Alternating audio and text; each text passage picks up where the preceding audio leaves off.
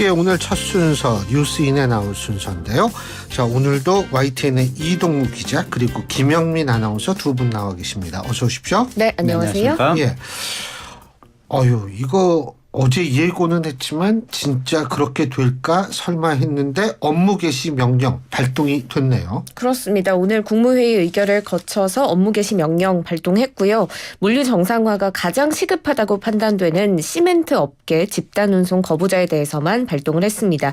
2004년 업무 개시 명령 제도 도입된 이후에 처음이고요. 예. 이번 업무 개시 명령 대상자는 시멘트업 운수 종사자 2,500명, 관련 운수사는 209곳입니다. 윤 대통령이 오늘 우리 경제에 초래될 더 심각한 위기를 막기 위해 부득이 시멘트 분야의 운송 거부자에 대해 업무 개시 명령을 발동한다라면서 경제는 한 번 멈추면 돌이키기가 어렵고 다시 궤도에 올리는 데는 많은 희생과 비용이 따른다라면서 이번 업무 개시 명령 발동의 배경을 설명하기도 했습니다. 사상 초유의 일인데요. 정부의 강경 대응 기조 어떻게 보셨는지 뉴스인 해주세요. 글쎄요, 정부 입장에서 봤을 때는 지금 산업계 피해가 이제 심각해지고 있는 그런 상황 아니겠습니까? 네. 아시다시피 이제 시멘트 운송이라든지 항만 물동량 같은 경우는 거의 평소에 한 10% 수준까지 지금 급감한 상황으로 피해가 지금 산업계 피해가 눈덩이처럼 불어나고 있어요. 그렇기 때문에 정부 입장에서는 업무 개시 명령 발동이 불가피한 그런 상황이었다 이렇게 보여지고요. 윤석열 대통령도 오늘 화물연대에 대한 업무 개시 명령을 의결한 뒤에 명분 없는 요구를 계속한다면 모든 방안을 강구해서 대처할 수밖에 없다. 이런 강경 입장을 밝혔어요. 예. 문 대통령은 오늘 이제 국무회의 모두 발언에서 정부는 오늘 우리 민생과 국가 경제에 초래될 더 심각한 분위기를 막기 위해서 부득이 시멘트 분야의 운송 거부자에 대해서 업무 개시 명령을 발동한다. 이렇게 설명을 했어요. 이어서 시멘트, 철강 등 물류가 중단돼서 전국의 건설과 생산 현장이 멈췄고 우리 산업 기반이 초토화될 수 있는 상황이라면서 국민의 일상생활까지 위협받고 있다. 이렇게 말하기도 했습니다. 그러면서 이제 자신들의 이익을 관찰하기 위해서 국민의 삶과 국가 경제를 볼모로 삼는 것은 어떠한 명분도 정당성도 없다면서 다른 운송 차량의 출입을 막고 운송 거부에 동참하지 않은 동료에게 쇠구슬을 쏘는 그런 어떤 공격적인 행위까지 하는 것은 용납할 수 없는 범죄 행위다. 이렇게 지적하기도 했거든요. 윤 대통령이 노사 문제에 있어서 이제 타협을 하는 게 오히려 편할 수는 있지만 그렇게 되면 다른 불법 파업을 유발하게 된다면서 노사 문제가 평화롭게 해결되려면 아무리 힘들어도 법과 원칙을 바로 세우는 것이 중요하다. 이렇게 거듭 강조하기도 했습니다. 네. 근데 이제 내일 2차 교섭이 또 예정이 돼 있지 않습니까? 근데 이번 업무 개시 명령 발동이 그렇게 좋게 작용할 것 같지는 않은데요. 당연히 강대강 대치는 네. 이제 명약 관한 그런 상황이 된 것이죠. 알다시피 이제 더군다나 지금 이제 이 화물연대의 입장과 정부의 입장이 지금 평행선을 달리고 있는 거 아니겠습니까? 화물연대는 지금 안전운임제를 연구해달라. 그리고 이 품목을 현재 이제 컨테이너와 그리고 이제 시멘트 운송 차량에 대해서만 안전운임제를 하고 있는데 다른 품목으로까지 자동차나 철강이라든지 이런 부분까지 사료 운반 차량이라든지 이런 것까지 이제 확대해달라는 게 이제 이 화물연대의 요구 사항입니다만 정부는 이에 대해서는 상당히 완강한 입장입니다. 오히려 그랬을 경우에는 이 업계에 미치는 그 부담이 너무 크다는 것 이제 그런 입장인데요. 그렇기 때문에 여러 가지를 봤을 때 내일 2차 이 면담에서 이 어떤 타협안을 도출하기는 상당히 쉽지 않은 그런 상황인 것으로 보이고요. 화물연대도 그렇기 때문에 오늘 16개 지역에서 이제 동시에 결의대회를 좀 열고 삭발 투쟁에도 나섰고요. 네. 또 이 정부 같은 경우는 이제 국토부하고 경찰 등으로 꾸려진 한 70여 개 팀이 바로 이제 오늘 이 업무 개시 명령 송달 지금 작업을 좀 하고 있거든요. 그래서 이런 부분에 대해서 지금 이제 저희 YTN을 비롯해서 방송사에서 촬영도 좀 하고 있는데 어제도 말씀드렸지만 이런 정당한 사유 없이 이 업무 개시 명령에 불응할 경우에는 3년 이하의 징역이나 3천만 원 이하의 벌금에 처할 수도 있고 또 이 운행 정지, 그렇죠. 자격 정지 이것도 상당히 이 화물 운송업자 입장에서는 상당히 타격이 큰 것이거든요. 그렇죠. 어떻게 보면 이제 생업에 이제 직접적으로 타격을 받는 것이기 때문에 그럼요. 상당한 압박감으로 이제 작용할 수밖에 없습니다. 그래서 어느 쪽이 이제 어떻게 보면 이제 치킨 게임 비슷하게 이제 그렇게 되는 상황입니다만 어느 쪽이 더 이제 타격이 클지 뭐 이런 정부 입장에서도 상당히 이제 부담은 클 수밖에 없죠. 뭐 당장 뭐 지금 어제 말씀드린 것처럼 지금 뭐 각 주유소에서 지금 기름 대란 뭐 그런 우려도 있는 거 아니겠습니까? 그렇게 네. 되면 국민적 불만도 팽배해질 수 있고 또 내일부터 이제 또 지하철 파업이 있고 또 금요일부터는 또 철도 노조 파업도 있고 이렇게 여러 가지로 이제 사회적 분위기가 뒤숭숭해지면 정부 여당 입장에서도 뭐 상당히 부담이 되는 건 사실이거든요. 이제 그럼에도 불구하고 조금 전에 이제 윤석열 대통령이 오늘 국무회의 발언을 알려드렸듯이 정부 입장은 상당히 강경합니다. 네. 그래서 이번에 민주노총과의 어떤 그 일전에서 결코 물러나지 않겠다. 그런 입장을 좀 상당히 계속 밝히고 있기 때문에 이 강대강 대치가 어떻게 그 결론이 날지 상당히 좀 귀추가 주목되는 그런 상황입니다. 근데 업무 개시 명령서를 이제 송달 지금 아까 말씀하셨는데 그거를 거부한다 하더라도 일단 어쨌든 거부는 본인의 의지니까 그거에 의해서 뭐가 바뀌는 거는 아니겠죠. 그렇죠. 받지를 못했다. 그런 건 뭐 어쩔 수 없겠습니다만. 지금 화물연대 뭐 오늘 용산 대통령실 앞에서 대통령실 찾아갔다 그러더라고요. 네, 가서 이제 업무 개시 명령 즉각 멈추라라고 촉구를 했는데 이제 결국에는 업무 개시 명령이 발동이 됐지만 강경한 입장을 계속 고수하고 있습니다. 지금 모호한 법 해석에 따른 정부의 업무 개시 명령 발동이 반헌법적이다라면서 효력 정지 가처분 신청을 예고를 했고요. 앞서 이동우 기자께서 말씀해 주신 것처럼 오후 2시부터 지금 전국적으로 삭발식 결의대회 진행하기도 했습니다. 지금 화물연대는 이 업무 개시 명령 발동을 위한 요건이 충족됐는지 이 부분이 좀 불명확하다라고 반발을 하고 있는데 지금 화물자동차 운수사업법상 국가 경제에 심각한 위기를 초래하거나 초래할 개연성이 높다고 판단될 경우에 업무 개시 명령을 발동할 수 있다. 이렇게 명시를 하고 있는데요. 그런데 사실 이 규정이 정부의 자의적 판단에 따라서 판단되는 것이라서 직업 수행의 자유를 침해한다라는 이런 입장입니다. 이를 판단할 수 있는 구체적인 기준이 지금 명확히 없는 건가요? 그렇죠. 뭐 그 부분은 어쨌든 그 수치적으로 뭐 어느 정도의 위기다라는 그런 네. 부분은 정확히 없는 것이고 좀 전에 말씀드린 것처럼 국가 경제에 심각한 위기를 초래할 위험이 있을 경우에 업무 개시 명령을 할 수 있다는 것이고요. 또 노동계에서는 이게 그 강제 노동을 시킨다는 그런 논란을 이제 좀 문제 제기하고 있는 그런 네. 상황입니다. 이 그 당장 화물연대는 업무 개시 명령은 국제노동기구 ILO 핵심 협약인 105호의 강제근로 폐지 협약에 위반된다 이렇게 주장하고 있거든요. 협약 105호는 정치적 입장 표명과 파업 참가에 대한 처벌로 강제 근무를 시킬 수 없도록 하고 있는데요. 176개국이 이제 비준했지만 우리나라는 아직 이에 대해서 비준을 하지 않았습니다.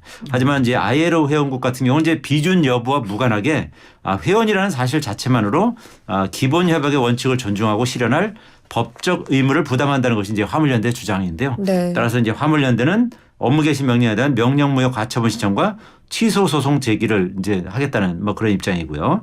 화물연대가 이제 소송을 제기할 경우에 정부는 이제 운송 사업자, 운수 종사자가 정당한 사유 없이 화물 운송을 집단으로 거부했고 이에 따라서 국가 경제에 매우 심각한 위기를 초래하거나 초래할 우려가 있다는 상당한 그런 점을 이제 입증해야 하거든요. 그렇기 때문에 이 부분이 앞으로 이제 소송전으로 갈 가능성도 대단히 높고요. 실제로 그 예전에 그 의사들이 파업했을 때도 이런 부분 관련해서 이제 소송을 한 적이 있는데 그 당시에는 그 대법원에서 파기환송된 적이 있습니다. 그래서 이런 부분에 대해서 이제 정부도 이런 부분 관련해서 이제 법률 이 검토를 많이 했을 것으로 보이고요. 마찬가지로 이제 화물연대와 민주노총도 이런 부분에 대한 법적 어떤 소송이라든지 이런 부분에 대해서도 상당히 좀 준비를 하고 있는 뭐 그런 상황인 것 같습니다.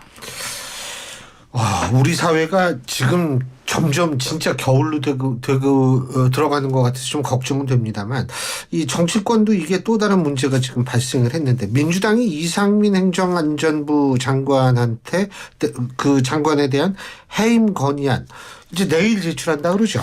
네, 내일 제출을 이제 할 것으로 원래 예상이 됐었는데 지금 또 민주당이 해임 건의안 발의 시점은 또 뭐 재검토하겠다 이런 이야기도 있는 상황이기는 합니다.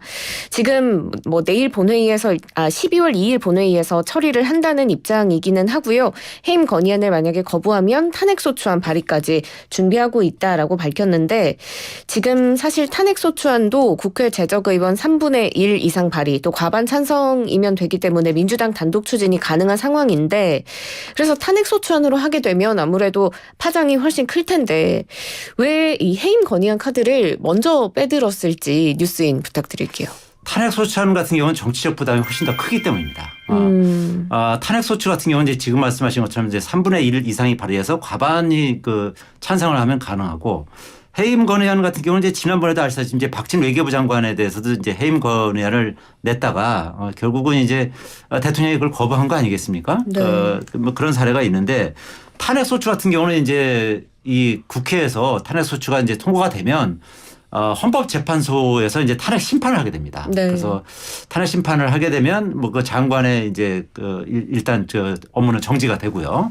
그런데 이게 헌법이나 법률을 위반한 그런 어떤 명확한 물증이 있고 그런 증거가 있어야만 탄핵소추 심판을 하는 것인데 현재 어쨌든 그 경찰 수사라든지 뭐 여러 가지 정황으로 봤을 때는 아직 사실관계 부분이 지금 정확히 나오질 않고 있거든요. 그렇기 때문에 이 이상민 장관을 탄핵소추할 만한 충분한 어떤 물적인 어떤 증거라든지 법률적인 어떤 근거가 있는지 이런 부분에 대해서는 상당히 좀 불명확한 것이 사실이거든요. 그래서 이런 부분에 대해서는 민주당 입장에서도 이제 법률가가 많이 있다 보니까 민주당 입장에서도 그런 부분은 상당히 부담이다. 그래서 일단 해임 건의안을 먼저 추진하는 것이 여러 가지 이제 정치적인 부담도 덜 하면서 윤석열 대통령에게 나름 타격을 입힐 수 있는 뭐 그런 사안 아니겠습니까? 현재 어쨌든 이상민 장관에 대한 이 사퇴 여론이 훨씬 더 많은 그런 상황 아니겠습니까? 그런 상황에서 해임 건의안을 통해서 윤석열 대통령을 압박하고 윤석열 대통령이 해임 건의안을 이런 상황에서는 뭐 수용하기도 어렵고 그렇다고 거부하기도 어떤 여론의 압박 때문에 쉽지 않거든요. 그래서 이런 어떤 정치 지형을 민주당이 상당히 영리하게 활용하는 뭐 그런 측면이 있다 이렇게 풀이할 수 있을 것 같습니다. 네, 그런데 지금 민주당이 해임 건의안 카드를 빼든 것을 두고 오히려 이게 이태원 참사 국정조사를 정쟁으로 비춰지게 할 수도 있다라고 우려하는 시각도 있는데요. 사실 국정조사가 진실을 규명하자라는 본래 본질이 있는데 이게 흐려지고 있다 이런 지적이 있습니다. 여기에 대해서는 어떻게 생각하세요? 뭐 그런 측면도 당연히 있죠. 어쨌든 여야가 국정조사를 통해서 이 이태원 참사의 어떤 사실관계 그리고 책임자를 이제 규명해서 처벌하자 이렇게 합의한 거 아니겠습니까? 이제 그럼에도 불구하고 현재 어떤 경찰 수사가 진행되고 이제 국정조사가 곧 진행될 텐데 해임 건의안을 이제 먼저 내는 것은 어쨌든 정부 여당 입장에서는 어떻게 보면 이제 뒤통수를 맞은 듯한 뭐 그런 그 반응을 좀 보이고 있는 게 사실이거든요.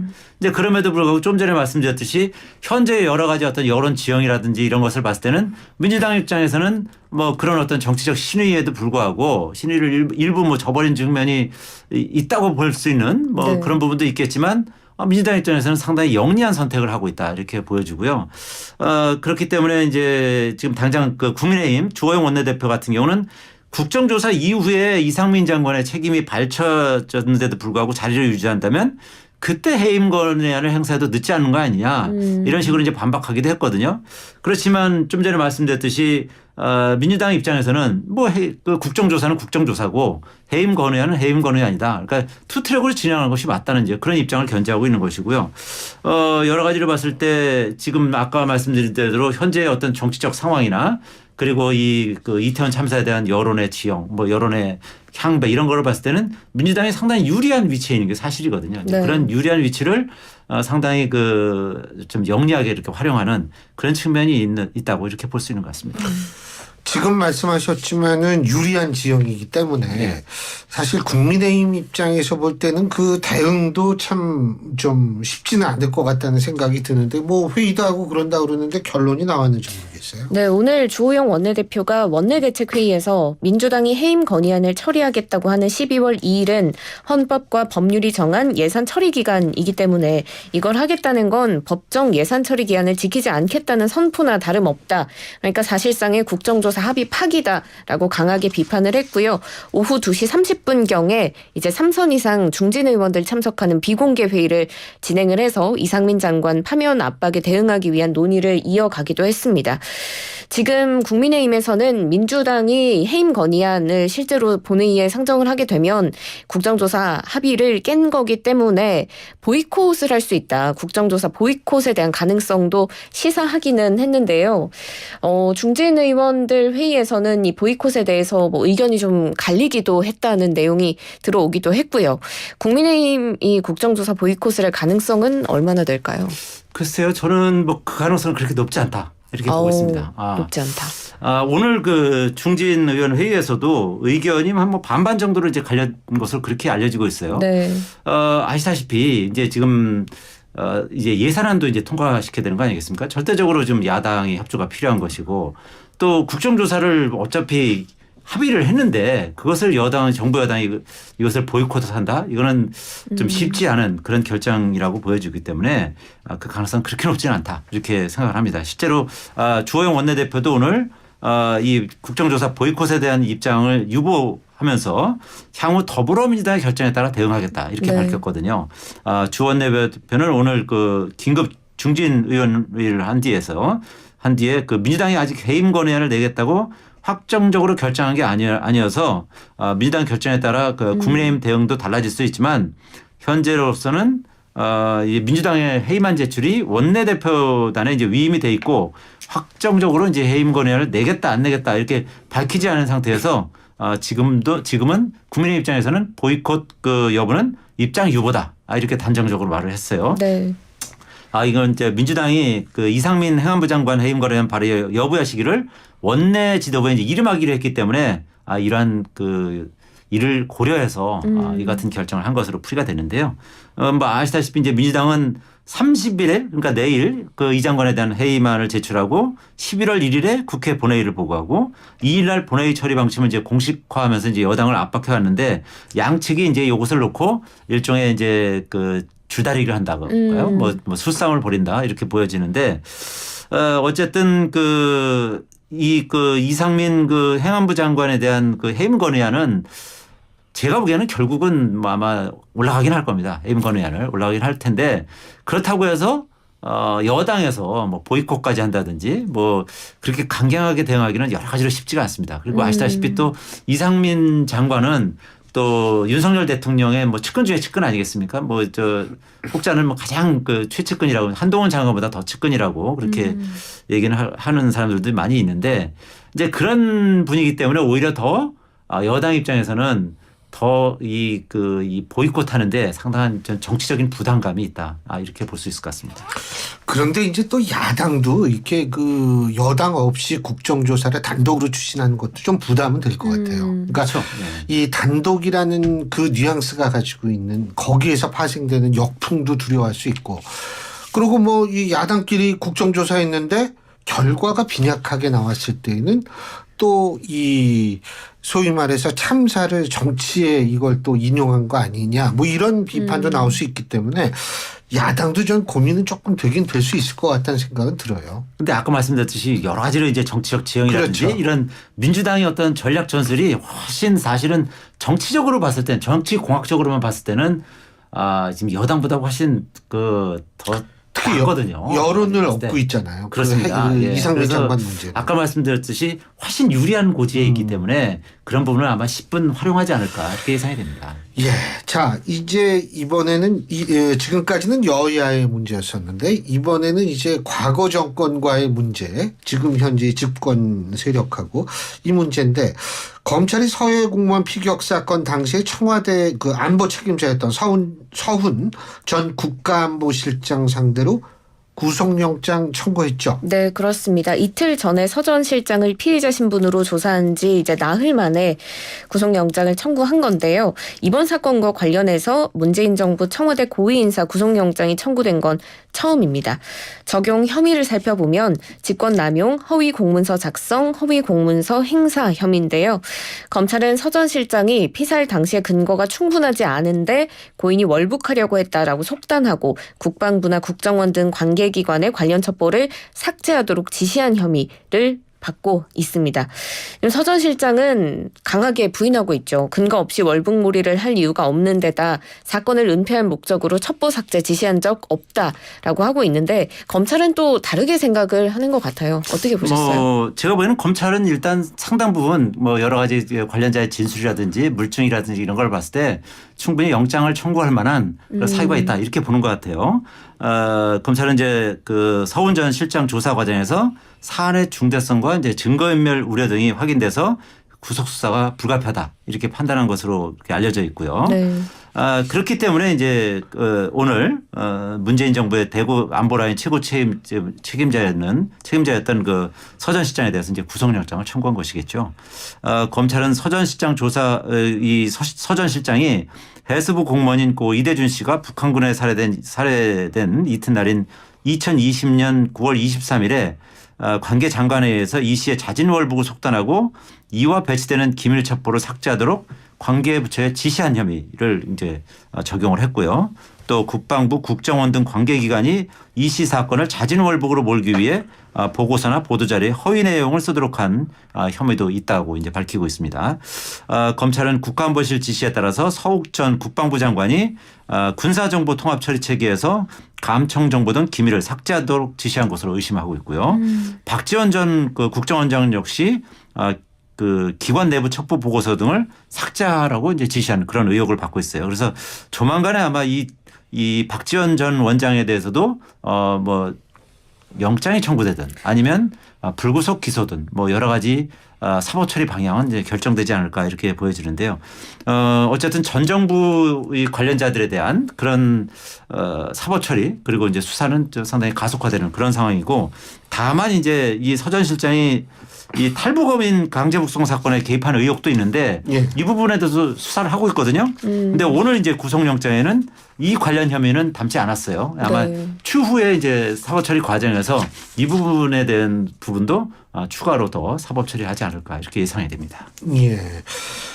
요새는 날씨도 그런데 아주 어수선한 일들만 나와가지고 더군다나 어제 축구까지 좀 졌잖아요. 네.